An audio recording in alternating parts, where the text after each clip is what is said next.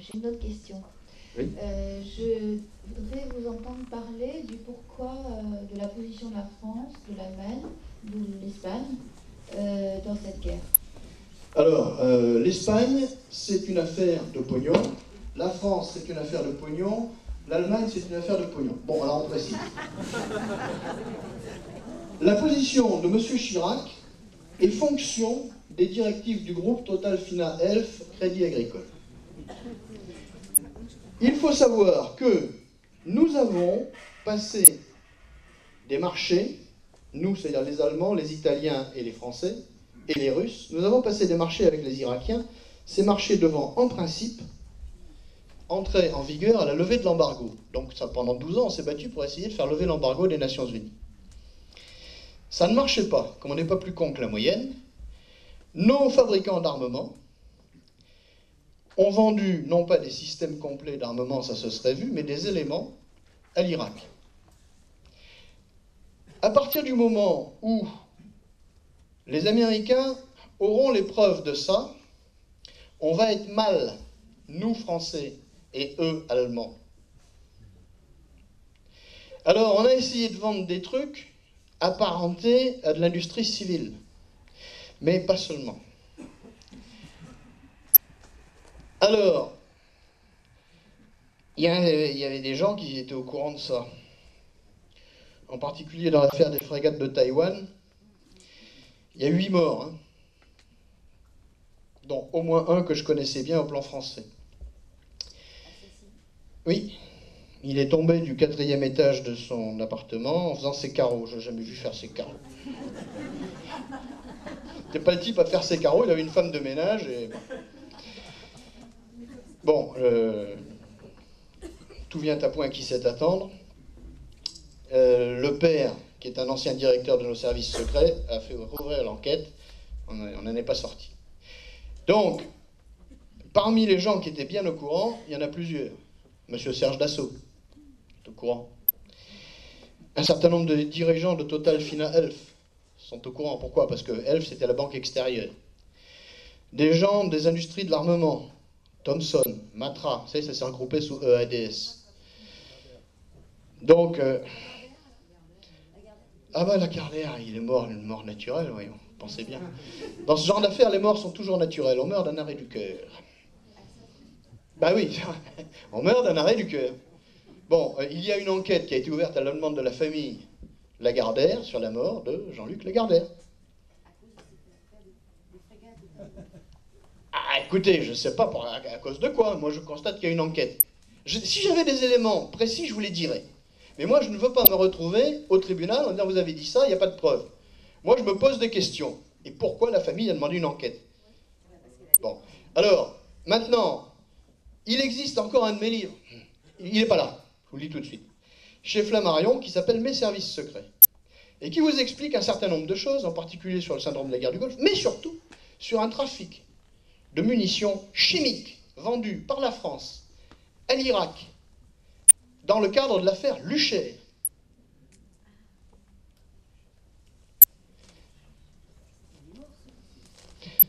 C'est la société Lucher qui est morte. Mais voilà. Donc, nous avons vendu un certain nombre de choses, et ça fait longtemps qu'on fait du trafic d'armes. Vous savez, les missiles de croisière dont je vous parlais tout à l'heure, et dont je donne tous les détails dans le crime de guerre à l'OTAN, ils sont vendus en totale contravention avec le traité MTCR, qui est un traité de contrôle du régime des ventes des missiles. Monsieur Jean-François Bureau, questionné par Le Monde sur cette affaire, a répondu en mentant. Bon. Mais il est bien évident qu'à partir du moment où la France vend du matériel qu'elle n'a pas le droit de vendre, elle se livre à du trafic d'armes d'État. Voilà. Oui? Moi, je voudrais vous demander comment c'est possible d'avoir assisté en direct à la télé d'une démonstration extrêmement convaincante qu'un avion qui tombe de haut, si on peut dire, se volatilise complètement. Parce qu'il ne s'est pas volatilisé. L'avion qui tombe. Vous savez, quand j'étais gosse, je suis allé sur le site d'un Boeing 707, le site de crash d'un Boeing 707 sur la montagne de la Soufrière en Guadeloupe. On ne voyait plus grand-chose. On voyait des points de belle, on voyait l'arrière de la queue, mais il y avait du nez jusqu'à l'emplanture des ailes, tout qui était dans la boue. Quand vous avez un avion de combat qui tombe et qui arrive dans le sol, et qu'on voit quoi? Parce que je l'ai vu l'émission, pensez bien. On voit un grand nuage, on ne voit plus rien après. Bien sûr, les morceaux sont dans le sol. Mais si on s'approche et qu'on gratte, ce que font les experts, eh bien, on se rend bien compte de ce qu'il y a des trucs dedans. On trouve des déchets. Et l'avion, il était tombé verticalement. Alors, en ce qui concerne le Pentagone, c'est différent. Il tombe horizontalement dans un bâtiment. Vous savez, les photos sont très parlantes. Et je n'ai pris que des photos publiées par les Américains. J'en ai d'autres qui me sont arrivées. Des photos argentiques, ce n'est pas des photos numérisées qui auraient pu être truquées et qui me sont arrivées de mes sources internes au Pentagone, dont un sous-officier spécialiste de photographie, ce qu'on appelle Combat Camera Team. Ce sont les photographes qu'on déploie sur le terrain pour établir des preuves ou des documents pour l'histoire. J'ai travaillé avec eux dans le cadre d'opérations que je raconte dans Crimes de guerre à l'OTAN, et lui m'a tout de suite, il est né français, à 18 ans il a quitté Lyon, et il s'est engagé dans l'armée américaine, et maintenant il est américain, il a 36 ans. Il m'a envoyé un papier en me disant, mon commandant, c'est pas un avion. Voilà. Vous savez, si je me suis engagé dans cette histoire-là, je savais ce que je faisais. On a beaucoup critiqué Messant parce que c'est pas un spécialiste. Mais dans les milieux spécialisés, on ne critique pas Bunel. Je ne veux pas faire le malin. Maintenant, je suis quoi? Je suis un Pékin normal, condamné, déchu. Mais dans mon métier, j'ai été une pointure. Et pas seulement sur le terrorisme islamique. Le seul élément de film qu'on ait, ce sont des photos. Enfin, ça a été présenté sous forme de 5 photos. La photo 0, la photo 1, 2, 3, 4. J'ai pas utilisé la photo 0 dans le livre parce que j'utilise l'image de l'impact. Ça a été distribué, je ne me souviens plus quelle société, si c'est pas la société de presse ou quoi, et c'était soi-disant une caméra de sécurité devant le Pentagone. C'est extrêmement intéressant parce que même si c'est un bidonnage, le bidonnage est fait de telle manière qu'on ne peut pas prouver que c'est un Boeing 757-200. C'est un peu comme les discours de Ben Laden. Moi, je n'ai pas besoin d'avoir les traductions. J'écoute Al Jazeera dans le texte. Je suis passé en arabe sur Al Jazeera, moi. Et oui. Donc, je peux vous dire que jamais, à aucun moment, Ben Laden ne revendique les attentats. Il s'en félicite, il remercie Dieu, il félicite les gens qui ont été dénoncés par les Américains. Mais lui ne les revendique pas. Et il dit pas c'est un tel. Alors, même s'il s'agit de bidonnage américain, jamais. Et il ne parle pas d'ailleurs du Pentagone, il parle des deux tours. Et j'ai encore une deuxième question. Votre contact au sein du Pentagone... Mes contacts au sein du Pentagone, oui. Là j'en ai pas mal. Sont donc tenus à la réserve et au silence? Oui. Comme mes contacts au sein des services français et britanniques, et seulement je suis connu, ils savent très bien que je ne grillerai pas mes sources, et ils ont des trucs à faire passer. Je vais vous dire, il n'y a pas de monolithisme. Un militaire n'est pas un traîneur de sabre et un buveur de sang. Une armée, c'est un service public. Un service de renseignement, c'est un service public. Il exécute les ordres qu'on lui donne avec une latitude qu'on appelle la raison d'État. Donc, on admet parfaitement de faire un truc illégal si c'est légitime. Mais si c'est illégitime, on n'admet plus.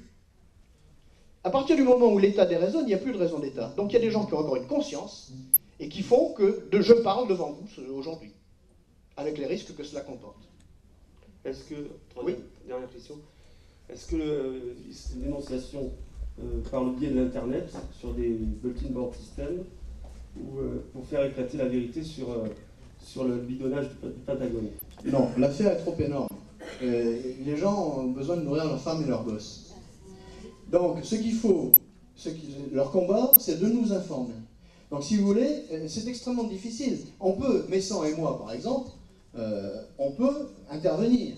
Ce que je fais devant vous aujourd'hui, c'est ça. Oui, mais Messant, excusez-moi. Mais Messant est discrédité par la presse, l'intelligentsia et la presse française, notamment le traquenard dans lequel il est tombé chez Ardisson, qui au départ était élogieux, puis ensuite, la semaine d'après, il a complètement retourné sa veste en disant que c'était un tissu de mensonge, etc.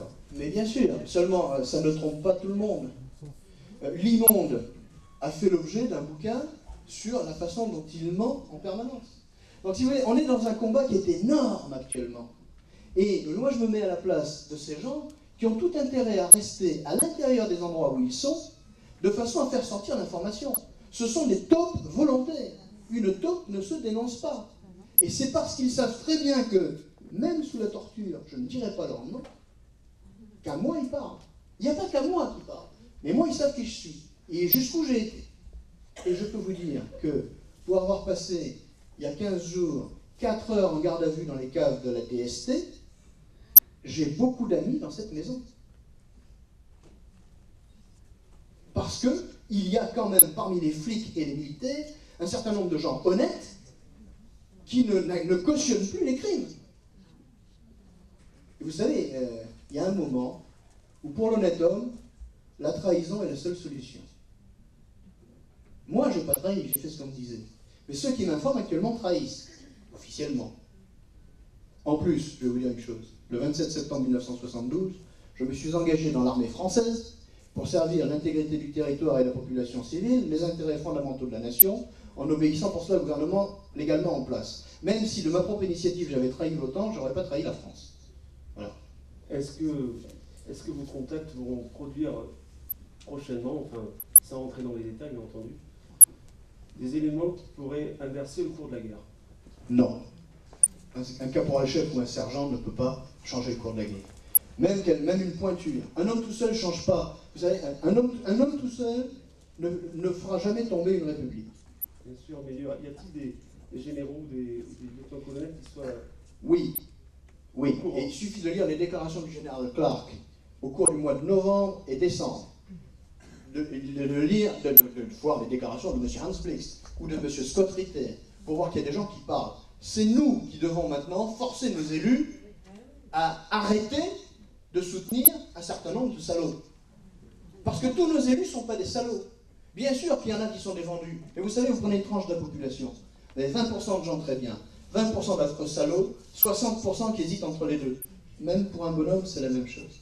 Tout le travail, c'est de décider les 60% à choisir le bon côté. Dans les services secrets des États-Unis qui étaient en dehors du complot, parler de la Navy. Est-ce que vous avez une... qui était pour du bon côté des choses, si je puis dire. Est-ce que vous pouvez confirmer la chose?